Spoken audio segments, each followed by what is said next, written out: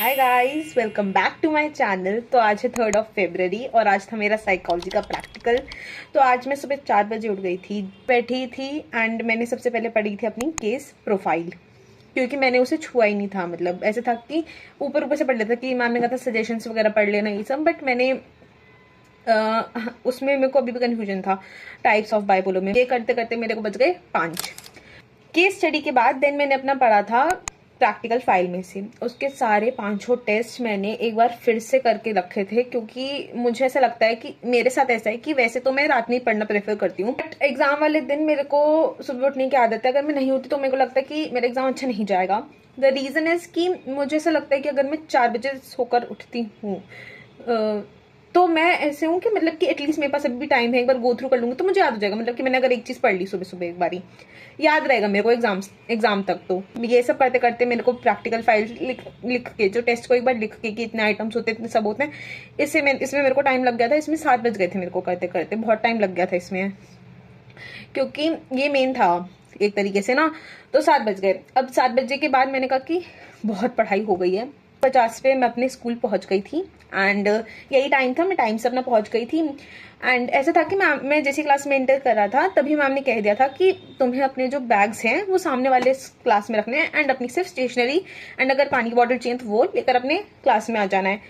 तो बिल्कुल भी टाइम ही नहीं मिला, मतलब कि मैं जाऊँ अपनी फाइल खोल के एक बार पढ़ लूँ, बिल्कुल टाइम नहीं मिला। ऑल्दो मैं चाहती थी कि एक बार मैं बाइपोलर 1 बाइपोलर 2 एक बार फिर से पढ़ लूँ, क्योंकि कंफ्यूजन बहुत था उसके अंदर मेरे को। एनीवे, तो अगर साइकोलॉजी में ऐसा होता है कि 5 प्रैक्टिकल्स होते हैं तुम्हारे एंड उसमें से कोई 2 करने होते हैं।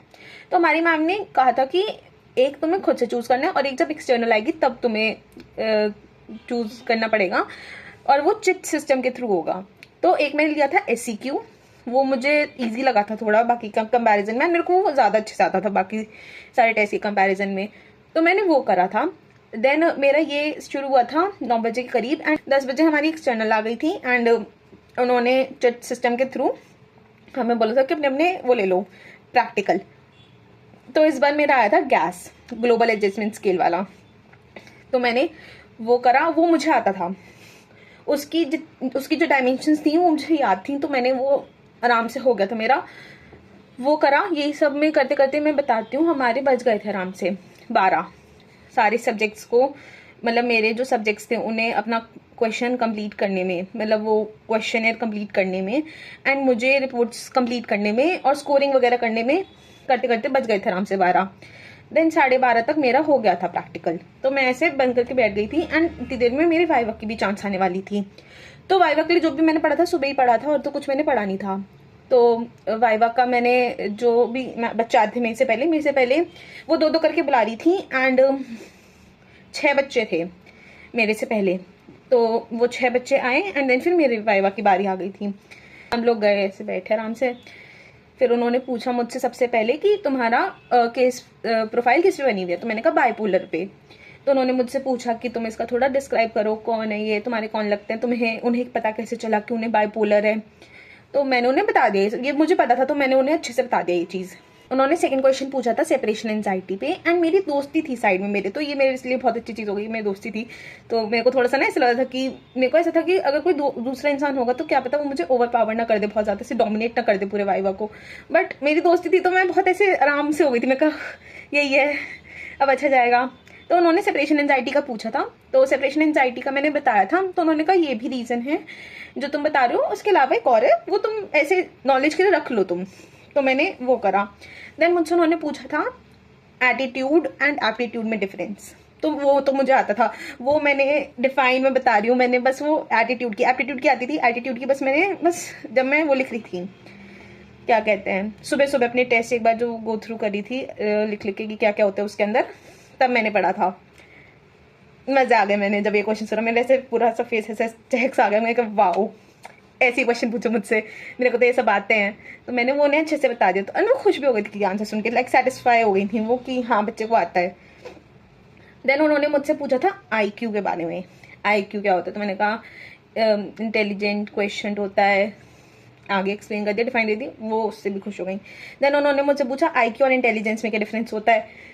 मैंने कहा कि फिर ये भी मैंने बता दिया था, ये मेरे को था कि मेरे को आता है, बस मेरे को थोड़ा सोचना पड़ेगा। तो मैंने सोच के जवाब दिया, ये भी मेरा हो गया था अच्छा। देन उन्होंने मुझसे कहा कि ठीक है, अच्छा करा है। और एक उन्होंने मुझसे पूछा था नेचर एंड नर्चर का क्वेश्चन, कि उसका ये था कि genetics set a limit and heredity helps to reach that limit, वो वाला कॉन्सेप्ट था। तो वो वाला भी मैंने एक्सप्लेन कर दिया था उन्हें, एंड वो सुन के उन्होंने कहा ठीक है तुम जाओ, तुम दोनों जाओ। फिर यही हमसे पूछा था। मेरा तो वाइवा सही गया था, मैं तो बता रही हूँ, मेरा तो अच्छा गया था वाइवा। मैं तो ऐसे हो गई थी कि हाँ हो गया, इतना कुछ टफ ऐसे पूछा नहीं। एक दिन उसके बाद हमारा वाइवा ओवर हो गया था, एंड मेरा प्रैक्टिकल में मैंने वो बनानी भूल गई थी, टेबल्स। तो मैंने वो टेबल वगैरह बनाई, एंड मेरा प्रैक्टिकल वो वाला ओवर हो गया था। तो मेरा रिटर्न भी हो गया था, वाइवा भी हो गया था, तो साइकोलॉजी का प्रैक्टिकल मेरे लिए तो ओवर हो गया था। बट हमें वेट करना पड़ा था कि बाकी बच्चों का भी ओवर हो जाए। स्कूल से फ्री हो गई थी 3 बजे तक।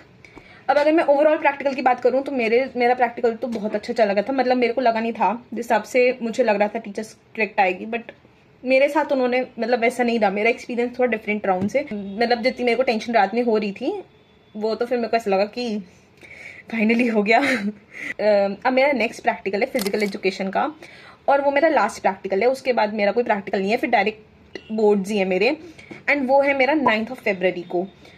अब इन टोटल मेरे पास बचे हैं 6 दिन, एंड मैंने इस बार सोचा कि अब आखिरी प्रैक्टिकल है तो थोड़ा ढंग से ही पढ़ लूंगी इसके लिए। तो फिजिकल एजुकेशन में कुछ पढ़ने का इससे छोटा है नहीं, बट मैंने जो गेम चूज करा है और जो बी फाइल वगैरह है उसे पढ़ना पड़ेगा एक बार ढंग से, क्योंकि अगर वो लास्ट डे पे याद करूंगी तो वो मेरे लिए थोड़ा सा डिफिकल्ट हो जाएगा। क्योंकि जो एक्सटर्नल होते हैं वो योगा के बारे में पूछेंगे, तुम्हारे गेम से रिलेटेड बहुत कुछ पूछ सकते हैं वो।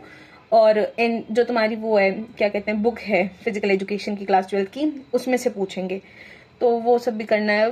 तो मैंने सोचा कि मैं फिजिकल एजुकेशन के लिए सबसे पहले अपनी बुक पे फोकस करूंगी, क्योंकि उसमें 10 चैप्टर्स हैं। तो पहले वो करूंगी, उसके बाद अपने गेम और प्रैक्टिकल फाइल की कंटेंट याद करूंगी। That's it for this video. अगर यहाँ तक देख ही लिया है तो like, subscribe, share and comment. Bye.